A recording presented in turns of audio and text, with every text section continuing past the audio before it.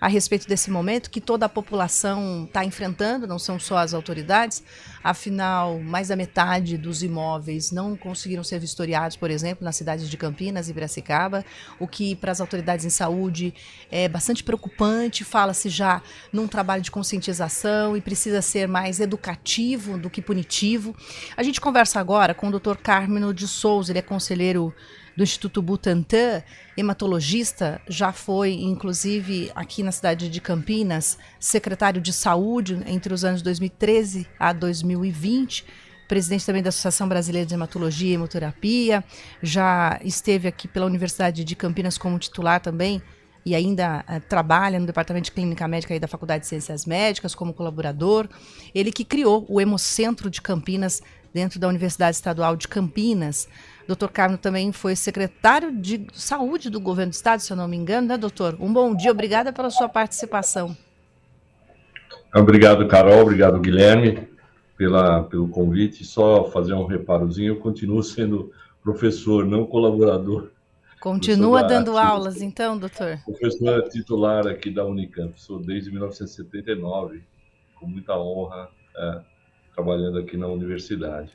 É um momento delicado, né, Carol, do enfrentamento da dengue.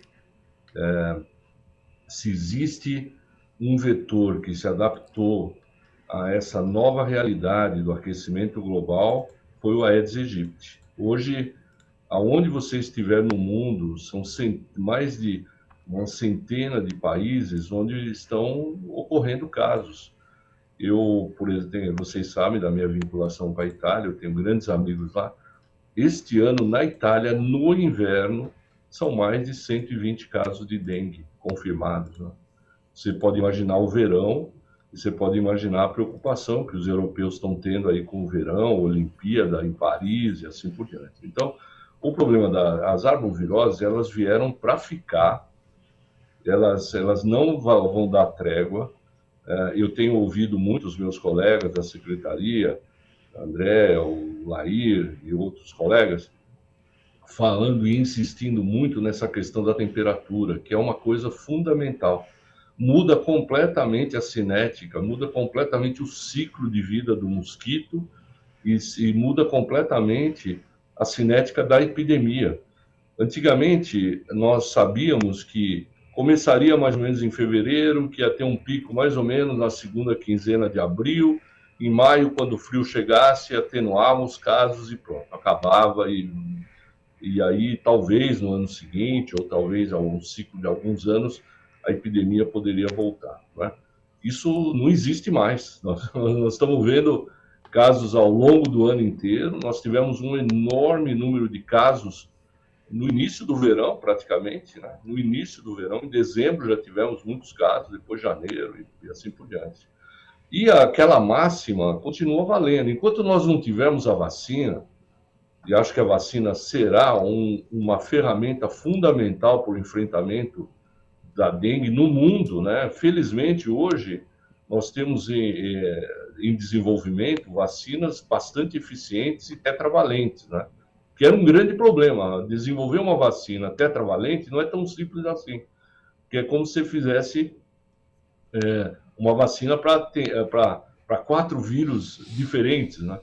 Então, e testar isso e fazer funcionar isso ao mesmo tempo e não sabendo qual é o vírus que vai circular no ano seguinte, né?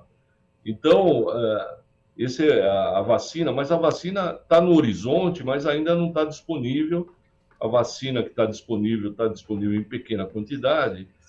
E eu acho, Carol e Guilherme, que quando nós temos uma epidemia, como nós estamos vivendo agora, o sistema de saúde tem que se concentrar no cuidado às pessoas, né? Secretário, Quer dizer, todas aquelas medidas de prevenção podem ser feitas, mas nós fomos derrotados, não tem dúvida nenhuma. Quer dizer, a gente agora tem que cuidar para que as pessoas não morram, não tenham agravos da dengue e não morram por complicações diretas ou indiretas da dengue, né? Doutor, bom Então, dia. esse é aquela máxima, duas coisas fundamentais que nós temos que fazer, e uma depende muito de vocês, que é a questão da comunicação. E a outra é o controle todo ano. Não adianta agora sair correndo, tirar criador, tal. Tudo bem, minimiza, tem que ser feito, etc. Mas isso tem que acontecer o ano todo. Nós temos que cuidar das nossas residências o ano todo. Vocês viram durante a pandemia do Covid, que coisa interessante, as pessoas ficaram em casa e nós não tivemos um quadro de arbovirose grave. Quer dizer, em 2020, 2021, os casos foram muito poucos e nós praticamente não tivemos mortalidade. Nós tivemos uma morte, acho que em 2020, e nenhuma em 2021, quer dizer. E a gente esperava uma epidemia em 2020. Não é que a gente não esperava, a gente tinha um plano de contingência. Isso mostra que, se você ficar na sua casa e cuidar da sua casa, cuidar dos potenciais criadores, reduz realmente muito, né? Então, mas tem que cuidar o ano inteiro, não adianta cuidar só na epidemia. Na epidemia nós já perdemos o jogo, né? Doutor, bom dia. Até te chamei de secretário por força do hábito, mas o senhor era secretário nos 2 piores anos, né, que a gente teve aqui em Campinas em relação à dengue. Como o senhor está falando do enfrentamento, que é basicamente o principal é acabar com os criadouros, mas depois que você já está com um número alto de casos, o que o senhor vê como medidas mais fundamentais, mais necessárias para se tomar para combater a dengue, e o que o senhor acha do decreto de emergência? Ajuda? Eu quero um pouco explicar os 2 anos de uma enorme epidemia, porque pode parecer dizer, bom, você está dando conselho e você não conseguiu segurar as epidemias de 2015 e 2016. Eu lembro quando eu assumi a prefeitura, uma das primeiras reuniões que eu tive com o prefeito Jonas foi dizer para ele que nós perdemos a guerra da dengue. Nós tínhamos apenas chegado. Por quê? Porque no grande problema que teve com o Cândido Ferreira, nós perdemos toda a equipe de dengue. Toda. 100%. Nós ficamos sem um agente para fazer controle ambiental e para fazer orientação. Tivemos que recompor tudo isso. Então, isso é impressionante como é importante você ter equipes treinadas o tempo todo, o ano todo, para você fazer a população, para a população te ajudar nisso, né? Para te ajudar nisso. Nesse momento, como eu estava dizendo, é muito importante deixar o sistema organizado para atender os casos. Vamos continuar fazendo, porque é um momento onde a comunicação fica mais fácil, inclusive. É mais fácil você fazer uma comunicação de risco quando há um risco iminente do que você fazer uma comunicação de risco quando o risco não é percebido pela população, que é o que acontece, por exemplo, no período de inverno, né? Eu acho não, é certeza, isso vai passar, como outras epidemias passaram, não é? Nós vamos ter um número grande de casos, nem sei se vamos chegar aos 100 mil que foi ventilado. Nas maiores epidemias que nós tivemos, também houve uma previsão também de 100 mil. A gente tinha uma previsão de 100 mil casos em 2020, não tivemos nada por conta da pandemia. Quer dizer, nós trocamos a dengue pela Covid, foi uma troca horrorosa, né? Porque a mortalidade da Covid foi enorme e, felizmente, apesar de ter mortalidade na dengue, ela ainda é baixa e ela pega alguns grupos mais vulneráveis, né, que a gente tem que cuidar com muito mais atenção. Então, eu acho que nós temos que acelerar, e eu estou lá no Butantan, a gente está trabalhando para acelerar a disponibilidade da vacina. Acho que isso é absolutamente importante.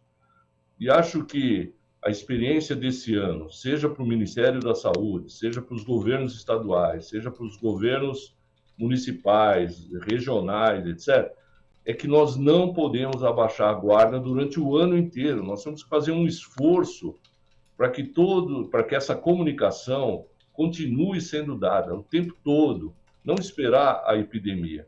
Quando a epidemia chega, ela é como se fosse um vendaval, ela vai chegar, vai fazer o que tiver que fazer e vai terminar, ou vai arrefecer. Mas os fatores causais dessas epidemias de arbovirose, eles não vão mudar. O aquecimento global não vai atenuar por conta disso, o ciclo de chuvas não vai mudar por conta disso, de modo que a gente precisa sempre se antecipar. Sempre o melhor jeito de resolver um problema é não criar o problema, né? Ou pelo menos criar numa dimensão que você possa trabalhar menos, né? Na medida em que o problema vem e vem como um tsunami, aí só te resta cuidar da população, orientar, hidratar adequadamente. A gente sabe que o melhor tratamento ainda é água, né? Hidratação oral, hidratação venosa quando necessário, raramente UTI, diferente da Covid, que você precisava de muita estrutura hospitalar e tal. A dengue não, a dengue você precisa ter uma estrutura de atenção primária funcionando bem, para você acolher a pessoa, orientar, fazer o exame confirmatório. Aqueles casos mais instáveis, você mantém sob maior vigilância. A maioria não é assim, a maioria é mais simples. Você vai dar sintomáticos, hidratar muito bem, orientar e vai passar, não é? Doutor... Então, eu acho que esse é o momento que a gente está vivendo. Pois não. Inclusive, uma recomendação ou proposta, vamos dizer assim, que o prefeito de Jaguariúna, que é também do conselho da RMC, Gustavo Reis, fará amanhã num encontro de prefeitos na Prefeitura de Campinas, é propor que os municípios da nossa região, quando positivado para dengue, encaminhem da UPA para a UBS. Ele acha que isso pode ajudar a organizar ali e não sobrecarregar tanto o sistema. Ele está preocupado justamente com a necessidade ou não de internações e o tempo-resposta para atendimento.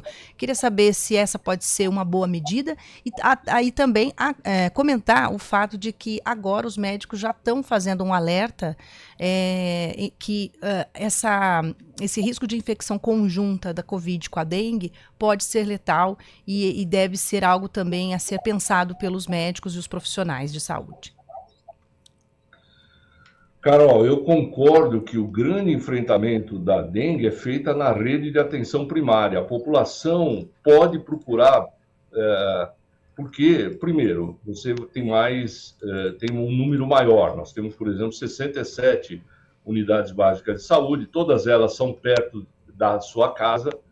Se você pensar na sua casa, você vai Campinas, ter né? uma UBS próxima. Sim. Então, as pessoas devem procurar a UBS, porque a grande maioria não vai precisar de cuidados muito especializados. Quando você vai para a porta de uma emergência, você vai concorrer em tudo que existe de emergência. Você vai ter lá o politraumatizado, você vai ter a cetoacidose diabética, você vai ter um infartado, você vai ter... enfim, e aí a dengue vai ser considerada alguma coisa de baixo risco. E pelos critérios de classificação de Manchester é de baixo risco. E aí a pessoa pode acabar ficando muito tempo e não ser atendida, e isso fazer com que ela agrave por uma coisa simples que é desidratação. O problema da dengue é que você perde líquido para o extravascular e desidrata, e a desidratação pode matar. Você pode ter um choque hipovolêmico e morrer. A gente sempre pensa na dengue hemorrágica, etc. Mas se você não se hidratar adequadamente e tiver um choque hipovolêmico, você pode morrer também. Então, eu concordo que o grande embate da dengue se faz na rede de atenção primária.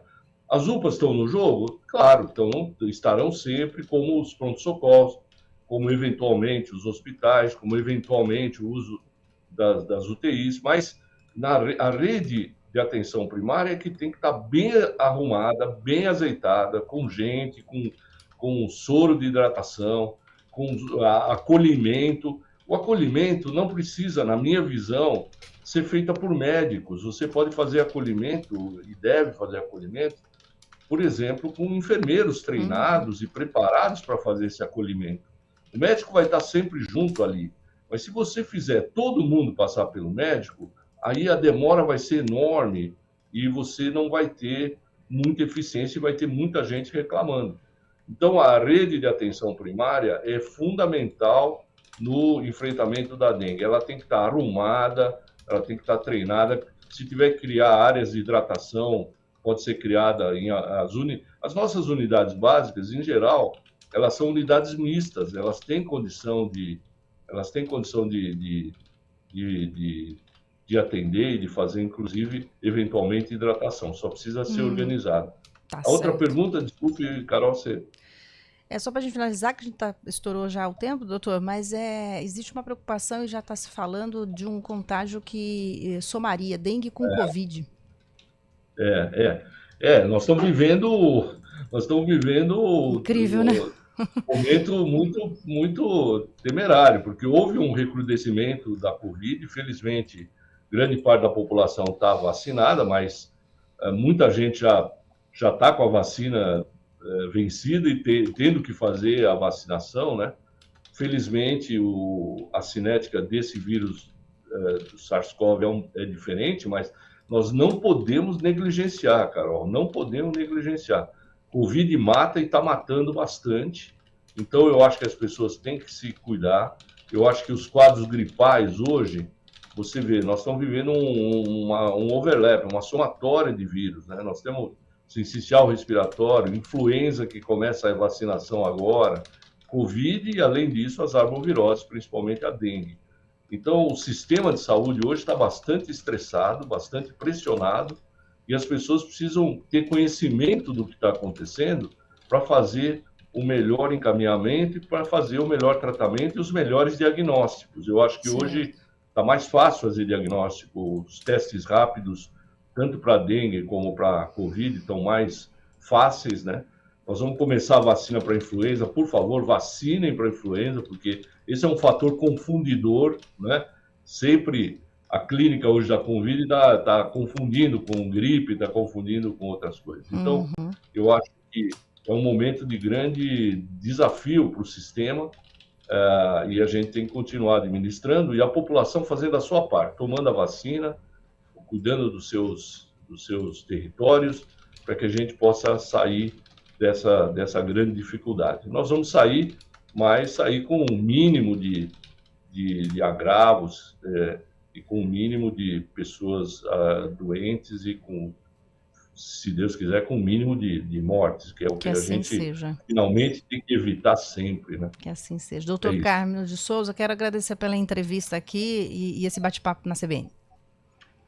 Eu que agradeço, estou à disposição sempre. Muito obrigado. Dr. Carmelo de Souza, que hoje também é conselheiro lá do Instituto Butantan, além de outras funções, conversou aqui com a gente a respeito desse enfrentamento à dengue na nossa região.